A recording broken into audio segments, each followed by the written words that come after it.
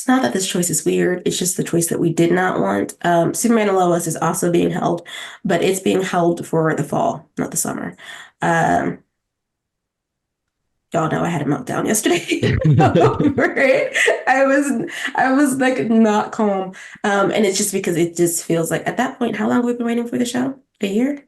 It'll be over a year. It ended in the summer, I think, last year. My dates are all messed up. It ended in the summer last year, so it will be over a year before it returns. Um, yeah, this is by far my least favorite news from yesterday.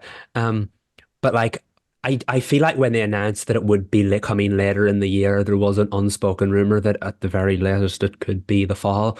So I did kind of keep my mind open to that possibility.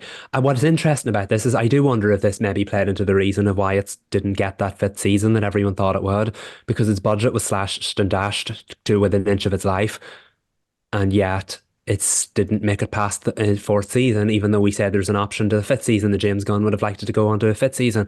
It is now airing in the season that the fifth season would have aired on. Maybe that's why it won't get that fifth season. Who knows?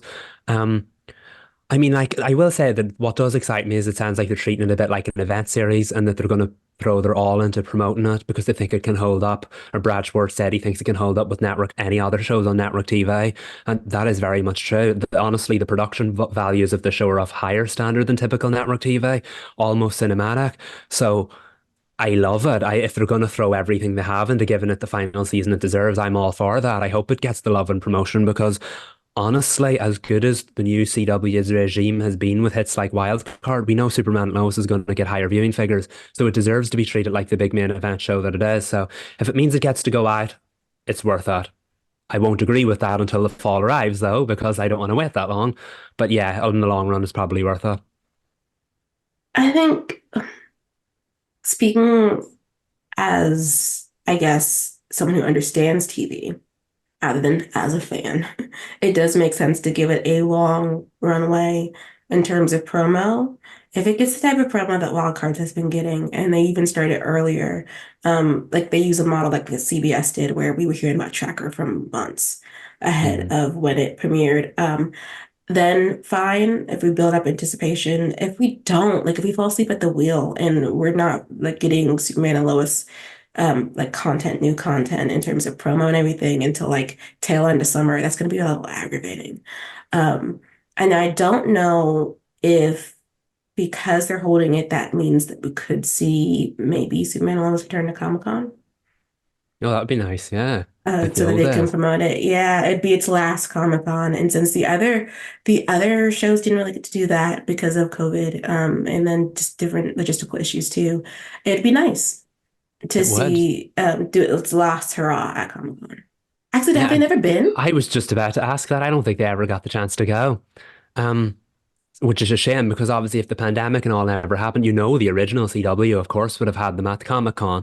I think Tyler was at Comic Con the year he joined Supergirl, but no, I don't think they've ever been at Comic Con to promote Superman and Lois. That would be awesome. And also another bonus potentially of it being on or when the show's long stopped filming is that maybe we'll get the cast on TV shows or talk shows to promote it. That would be nice to say. We saw how successful it can be with like wild cards. Um, for a show about one of the most famous superheroes of all time, Superman and Lois is not as visible as it should be. Hopefully, this will give them a chance to make it a bit more visible, especially if the cast isn't in Vancouver filming the show when it airs. Fingers crossed. I have reservations and thoughts, but I feel like I should keep them to myself. Ooh, we'll I ask don't you fully off trust pod. them.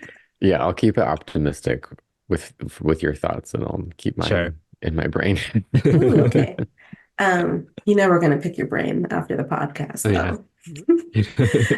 though. But no, in terms of visibility, it'll be interesting. I mean, just to manifest real quick, a digital cover for Entertainment Weekly, a retrospective.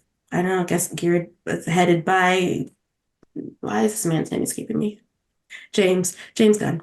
Yeah. Um, I mean, and just things. I mean, there's time now that they'll have wrapped the series. It's going to be in the vault and waiting out into the fall. There are so many things that you can do in that interim to promote the show and also get us excited as fans. Please don't fall asleep at the wheel. I hope not. You know what's really ironic about the fact that the whole show is going to be filmed is that we have won at this since Superman and Lois started, because no show has been as hampered by hiatuses as this show has been. And now we're probably going to get an uninterrupted run of 10 episodes, maybe a break here and a break there, but there'll be no 10-week break, 6-week break, 5-week breaks anymore. And it took us to the fourth and final season to get there. But you know what, folks? We made it. Yes.